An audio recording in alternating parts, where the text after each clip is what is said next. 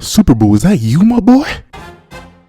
Before I end this review of Chapter 78 of Dragon Ball Super, please do me a favor, leave your own thoughts on the chapter in the comment section down below. Leave a like and subscribe if you haven't already. Also, make sure you hit that little notification bell so you don't miss out on any videos that come to the channel. Now, let's get into it. What's up, guys? I got a pencil here, and here we are to Chapter 78 of Dragon Ball Super, which is known as Gus's Wish. And, kind of built like Super Boo.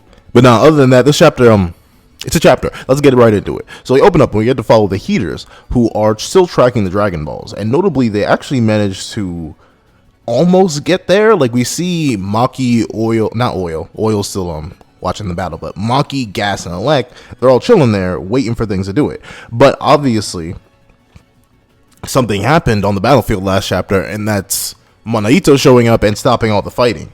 And, of course, Elec is like, well, I guess we got to get rid of him. Gas just offers to go and do it. So they go off and they head off to do it. And Elec is the one who goes after the Dragon Balls with the Dragon Radar, leaving those two to go take care of business. And it seems like Elec and Gas have differences on what they want to do with the wish. Because notably, Elec is like, I will see your wish fulfilled, Gas. And Gas seems like a little nervous. He's like, I'm just fine as I am. But Elec obviously has some sort of holdover Gas to where Gas will just obey what he says, because Elec essentially laughs at his face and say, what are you, stupid? No, we need to make you the strongest in order to make sure our plans actually work. That's the only way to surefire achieve our goals. And he puts this pressure on Gas, and then Gas goes off with Maki. And the thing is, I'm not exactly sure what this like evil smile panel is. Like, it seems like there's weird implications here. Like, I'm assuming Elec obviously is a leader, but I'm wondering if Gas is like his son or his nephew or something like that. Like, there's obviously an age difference between the two, even if Gas is supposedly more powerful or has more potential. But it seems like Elec didn't necessarily make the most clean wish, because we don't even get to see it. Well, you know, let me not even get into that. So we cut back over after he has this little evil smile and they go off to the battlefield. We see what happened last chapter with the whole backstory being revealed. Granola's asking really good questions like, so he was the one who killed my mother, and you just let me go and work for the, like, shout outs to Granola. He asked all the questions I asked last chapter. You let me go work for them. You didn't tell me anything for this long. Why? And the thing is, Monaito, bro, my guy, I get it to a point. Like you said, that's the only way to let him survive. That was the only way they could survive, because obviously Elec would have just got them two in that moment if he told them the truth. However, Granola was like 50, bro. Even in relative to human age, and that's 25. You could have told that could have been his 18th birthday present. You know, Granola, that guy you've been working for the past like decade or so. Hate to tell you, buddy, but he kind of killed your mom. It wasn't actually the Saiyans. I kind of lied to you all these years. Like, what? I don't get waiting this long. It'd be one thing if Granola was like a teenager or something like that, but he's like an experienced bounty hunter at this point. You should have told him the truth, man. Like, I don't think it works out. But then we learn a fun fact that Bardock did in fact beat Gas. Toyotaro. Wish we could have seen that fight instead of just Bardock throwing his hands up, but you know, I ain't gonna judge you, man. Draw what you want to draw. But we see that Gas was strong, but I guess Bardock was just superior. Like, Monaito gets cut off before he can really go into why Gas managed to lose or something like that. And, you know, not gonna lie, Granola, he better than me though. Like, I still would be having a violent reaction to know I've been lied to all these years. I've been working with my mom's killers. Like,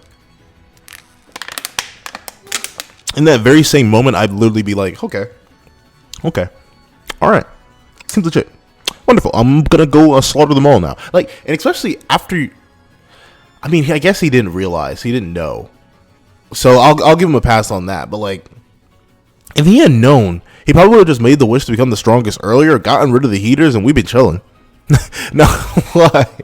We wouldn't even have, I mean, we wouldn't have the arc, but to be fair, you know, sometimes some things need to be sacrificed for the sake of logic. But then we get to see that the sky has gone dark, and I see. It's interesting with how like Viz translates some things, because like they have the like Funimation version of Bardock's name. Instead of Burdock, they do use Bardock, but then they still call Shenron Shenlong, and I know that's his proper name, but still, it's kind of just weird to see little translation things like that. But then Turumbo, he is pulled up, and like at max, he was used like 3 weeks ago, maybe, I think, like a month ago. He's just chilling. He's already cool to be back. And the thing is, we see Alec pull up, and like Turumbo is willing to grant the wish, but we cut away immediately. So I'm wondering what the stipulations, what the cost was for the wish to make Gas the mightiest, because notably Granola had to sacrifice all his life. Did we cut away because it's the same thing as last time? Like Alec was just like, okay, whatever, just make Gas lose the whole time of his lifespan. I don't really care if he dies soon. Or is it something along the lines of he sacrificed something else? Like, notably, we don't know if Turumbo functions where you could sacrifice someone else's life. Possibly you could use up someone else's, or you could just use a transfer. Like, notably, I, mostly thanks to Moscow X, I'll be completely honest, thought that Granola's power was going to get transferred to Gas in order to avoid any costs of the wish. But notably, Gas becomes the mightiest without Granola losing his mightiest status. Well, he loses it because Gas is the new mightiest, obviously. But in terms of Granola losing any of the insane amps he got, that just didn't happen. He's still completely normal. But then, it seems, I'm just wondering what the circumstances of that wish were. Because we know Turumbo is very much more a monkey's paw rather than, he's a monkey paw in the most literal sense. Like, you have to give something up in order to obtain something. Whereas the other dragons are like, I mean, as long as your words are rich, right, I'll just give you whatever you want. So, I don't know. I'm actually kind of interested to see what the sacrifice was. Because there's a reason Toyotaro didn't show us that. He didn't just be like, oh, you know what? I got limited page time. I only got 46 pages in this chapter. Let me just cut that out. He did that with a purpose. And I wonder what that reveal is going to be. But then we get to see that the gang has pulled up.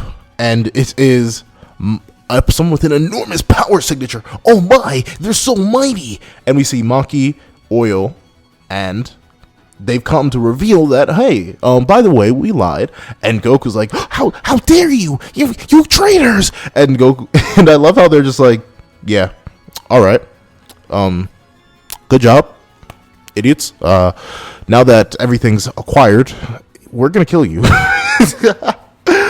And we see that Gas has now become the strongest in the universe, and like, he doesn't actually look like Majin Buu. Well, he doesn't look like Super Buu that much, but like, did his clothes grow up with him? Where did he get the new fit from? Did he use Clothes Beam on himself? Let me see. Was that what he was wearing before he got amped? Yeah, that's literally what he was wearing before he got. Does he have Saiyan armor? But the clothes, like, they grew up with him. That man is tall now.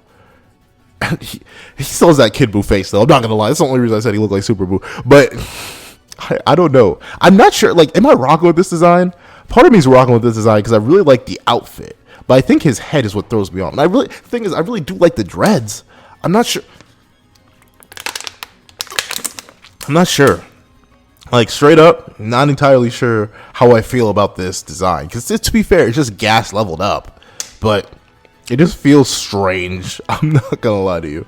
But of course, we see that now everyone's finding out that there are Dragon Balls here. And to be fair, Goku, Vegeta, y'all should have realized that. There's a whole Namekian here. And usually Namekians don't be on other planets away from other Namekians unless there's a Dragon Ball. And you knew.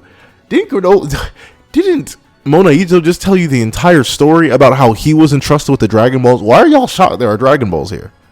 See, that's why that whole flashback doesn't really make sense in the perspective that he told them. Because we don't know what he actually told them versus what we saw. But apparently Dragon Balls were not included in there, so it'd be like that sometimes. But then Gas, he decides to go on and flex. And he does this, like, boss battle move thing where he points his finger down, fires a laser, and just, vroom, like, flicks it out. And it looks cool, I suppose. And he just slices Granola's ship in half.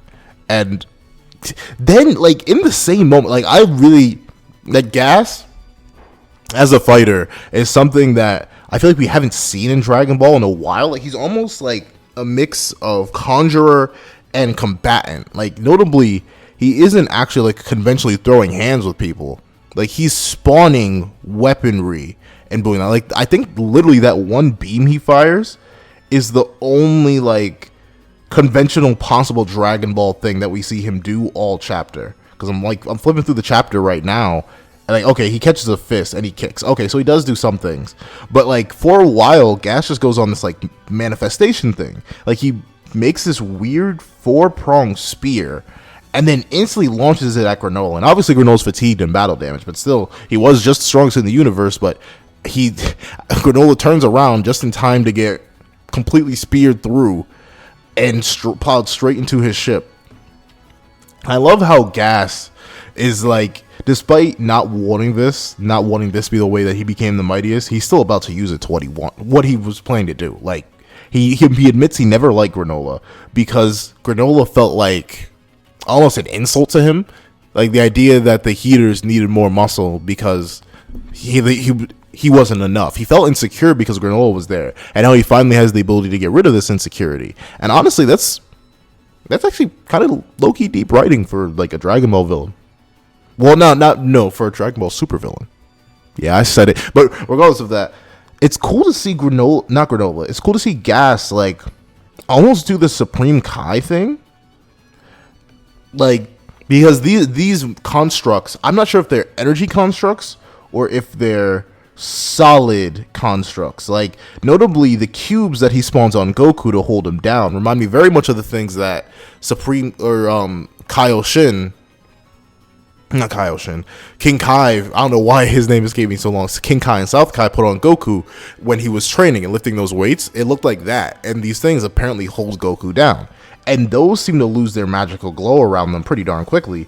Meanwhile, every other thing he summons seems to like keep this weird energy radiating off of them, like he's coating them. So I'm not sure if he's actually making weapons and then enhancing them with ki, or if these weapons are just ki constructs. Because if it's the former, then he's kind of, this is going to sound weird, but it seems like he's almost emulating the gods. Because I remember that's one of the Kaioshin's main things, to create things out of nothing. And notably, we saw Granola get like all the abilities of beings who weren't deities. Like the closest thing that he mimicked that was like a deific technique was the Hakai. And the reason he got that likely is because Vegeta had it. We know every other technique Granola acquired was simply a mortal technique that he managed to just, ooh, that's pretty cool, and take that. But it seems like Gas has access to not just those powers, but the powers of creation too, which is actually a pretty interesting twist, considering Granola seems to embody more of the destruction kind of thing, even though, Gas is on the killing spree right now. And Gas, like, goes to just chop Goku in half because he recognizes him as that Saiyan son. And I know, that's why I want to see the fight, because I want to know what happened to Gas to the point where he's like, that's it, I'm just gonna kill him. Like, there's no hesitation on Gas's part to be like, yeah, you gotta go. You and Granola, anyone who's a threat to our plans. But he just did that out of spite. He goes to chop Goku in half. Like, there's way more humane ways to get rid of Goku. But no, he's like, you know what? I'm just gonna split his head open. And Vegeta, actually no, Granola comes at the clutch, and he tries to cling to his title of the strongest. And no offense, Granola, but no offense, my boy. But you aren't that guy, pal. You just aren't that guy. You were battle damage. You just got worked by two Saiyans, and you really expect to come at this dude who's freshly made the mightiest, literally stole your title, bro. And like, it's interesting because Gas literally makes this mace once again out of like energy or ki or something. Ooh, see, the mace loses the whole glowing energy thing after he starts hitting people with it too. So I honestly wonder. And wait, Granola, hold on a second, bro. Wait, wasn't he stabbed? Are those stab wounds? Yeah, he was stabbed through. Granola, where are them holes at, bro? Hold on. Toyotaro, did I just catch a continuity error, my boy? Did I just catch a continuity? Yeah, did he heal? Did Granola regenerate? His clothes, too? Am I tripping? Did he regenerate? I mean, it's specifically in the black parts, and that's kind of hard to draw, but you would see his arms and stuff like that. Like, he seems to have regenerated. Like, he ripped himself off the ship when he was stabbed into it, and now is just standing up just fine. And that's pretty impressive. It looks like, did he destroy the energy construct that was holding him down, or did he like dispel it? I'm actually really intrigued with that. But then we get to see that Maki brings out a very obvious point that you're stupid. Gas's wish came after yours, so that makes him stronger. But notably, if you're really thinking about it, though, like, was the life probably the life was a trait. I thought Torumbo said he didn't actually just, like, flat out skip Granola from stronger than 7-3 Moro or stronger than Moro amp by stronger than 7-3 amp by Moro to strongest in the universe. I thought he brought out all of Granola's latent potential as if it was pushed to its limit, and that as a byproduct accidentally made him the strongest, and he got all the techniques of the strongest. Did this wish actually just does it put someone on top in exchange for their life, or does it bring out their potential by sacrificing those years of life? Not actually sure, because once again, we didn't really get to see the wish that made Gas this way. But then we get to see that Gas, he's still just talking smack, like, to Granola, like, man, Alex saw value in your strength. Me, though, couldn't be me. Not in this world. It'd be like that when it be like that sometimes. You are worthless. But then we get to see Monaito. See, that's what I'm wondering. Are these solid things, or are they energy constructs? Because Monaito managed to remove the blocks that were holding Goku down one by one, which is pretty impressive. But then we get to see that Goku is about to be healed by Monaito. But then we cut back to Granola. Well, actually, the interesting thing here is that Monaito is like, yo, honestly, I did mess up. Please save Granola right now. I feel so guilty if he died too. And obviously, if he dies, we're all going to die. So go save him. That's pretty darn cool. But then we get to see Granola is still, like, giving his all against Gas. Like, no hesitation. He is swinging for the fences. And it seems like the gang didn't actually properly clean out the planet. I'm assuming maybe can they not sense energy? Because, like, I guess Granola wasn't that strong and Monaito wasn't that strong. So it probably was easy for them to, like, just hide under the radar. But then, essentially, what Gas says is that we had no idea you two were still alive. So you didn't necessarily live because we wanted you to live. You lived out of our messing up.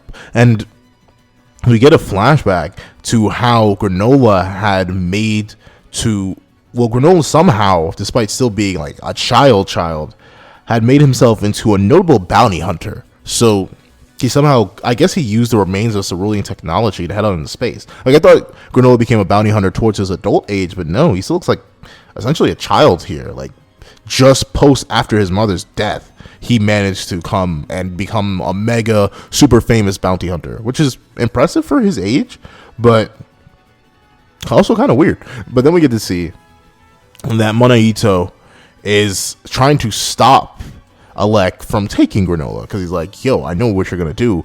You can't use him like this. You can't take him away. And Alec asked a very good question. It's like, okay, now come here, old man. Tell me, what are you gonna do to stop me? What are you or any of you gonna do to stop me? And Monaito's like, good point. And it seems like, Monaito brings up a good point here. When Alec asks him, yo, did you not tell him that I offed his mom? And Monaito's like, well, if I did, he'd run after you and go get himself killed. And honestly, I don't want him to do that. I feel so guilty. And then it looks like Alec just threatens him that, yo, if you do tell him what happened, guess what? Your life and his forfeit. And Monaito just sticks with that. Obviously sticks with it for however old Granola is here. He stuck with it for at least a couple decades. And then we get to see that Monaito couldn't even really properly heal Goku. He just has too much energy. That seems to be a thing. Like, Dende couldn't fully heal Goku. Monaito can't. I guess the Saiyans have just reached a point where they have so much energy that you literally need, like, godly reservoirs. But then again, Senzu Beans can still heal him. I guess sensu beans are just like a more biological based thing. Meanwhile, the healing of the Namekians is just like a more magical based thing, which magic is probably based on ki, unless if you don't have enough ki to heal them up. But then again, like, Dende was out here healing people like Vegeta back in the Namek Saga, and he was like literally hundreds, if not thousands of times stronger than Dende. Whatever. let me not harp on that. But then we get to see that Goku's like, yo, Senzu Bean, and Vegeta's like, Armor Bean, and Goku's like, go get Armor Bean. And yeah, it seems like Goku is going to stall for Vegeta to go eat the Senzu Bean, and It's not even before all y'all Vegeta fans out there go being like, oh, this is Vegeta, this Goku admitting that Vegeta's stronger than him right now. He said that he needs to eat the senzu bean. And no, it's Goku literally just still being fair. Like, oh, I ate the first one, you can go in and eat the second one, because these two are idiots and only brought 2 senzu beans because they're just stupid. Like, Toyotaro, please, I'm begging you, stop having these two be idiots. Like, it's been too long. I'm sick and tired of these people bringing 2 senzu beans, not being prepared. Like, stop it. It's not. But it's a fundamental core of their characters. Being stupid shouldn't be a fundamental part of their characters. These guys have been fighting for literally decades. Come on now. Figure this stuff out. This is stupid at this point. But then Vegeta goes off to go restore him. And I love how even Goku, that's a little bit of the pot calling the kettle black, because you made Super Saiyan 3. I don't want to hear it from you, Kakarot. But I'll give you credit. Yours looks a little bit, Super Saiyan 3 does look a little bit better than Ultra Ego. That's a stupid name. But regardless of that, Goku is confident in Freaky Face Form Vegeta to go and fight Gas. And notably, Goku pops in base in between a Gas that's about to kill Granola. And I love how, Gas, like, despite not seeing much of him up to this point, I actually really like how, like, snappy and quippy and how just cool he feels. Even though that one panel of him looks really weird. But it seems like, I love how he says, so the endangered species have become friends. Like, that is such a cool thing. What's your species, though? What are the heaters? Are y'all elves or something like that? Y'all got the pointy ears, but the dreads are looking kind of nice. I ain't gonna lie. But notably, Goku manages, in blue, by the way, to be keeping up with Gas. And that means Goku's on that Gas. Like, golly. Because notably, like, Goku even takes a hit from, like, a big old hammer swing to Goku's Domer. Like, Goku takes a big old swing to the Domer from Gas with one of the energy constructs, and Goku just, I mean, he's bleeding and stuff like that, but he eats it. And meanwhile, we get to see that Oil, despite supposed to being the dumb one, notices that Vegeta vanished. And Vegeta finds the senzu bean, finds his armor, finds the senzu bean is safe, and then goes on back to someone. But notably, like what is Gas even fighting with right now? Like, he has this weird, he has like a string and then something on the end of the string, and it's doing numbers to Goku's body, not gonna lie. And it seems like Goku isn't confident in his abilities to last much longer, but then Vegeta just pulls up to Granola, is like, yo, rise up, rise and shine, eat the bean and go fight. And yeah, that's the end of the chapter, because Vegeta wants Granola to go settle this grudge with his own strength. And honestly, not gonna lie to y'all, does it seem like this arc is on its wrap up? Like, I mean, to be fair, we probably do have like 3 more chapters of fighting, because that's just how Dragon Ball goes. Which is why I still don't like this being a monthly manga. Not gonna lie, like, this chapter was cool, I guess, but nothing in this makes it justify being monthly in my mind. Not much, but still, it seems like Vegeta's gonna be like a nice guy and gonna let Granola go settle it himself. He's gonna make Granola go throw the hands on his own and go prove his worth and go essentially restore his cerulean pride, I guess. That's pretty cool. I'm glad Vegeta's like handing the reins aside, even if it's not him defeating the main villain. He's like, it's not Goku being the main villain either. So there we go. And honestly, I do think either A, this arc is going to wrap up with the defeat of Gas and they're going to stop the heaters, and then maybe something else will pop up, like they may go try and stop Frieza, or B, Alec is going to have revealed to do something sneaky with that wish, or he's going to go make another one, and then we're going to have like an arc continuation. Other than that, this chapter was pretty solid. I like both Gas's character, his energy construct style, and like the little extra context to Granola and Manaito's situation. I like Alec's own little mysterious nature that's implied in this chapter, like this ominous little side he has to him, even in regards to his own family and stuff like that. I think that's cool. Seeing Torumbo again is very, very cool. I really just like his design. Like that axolotl design is really, really cool.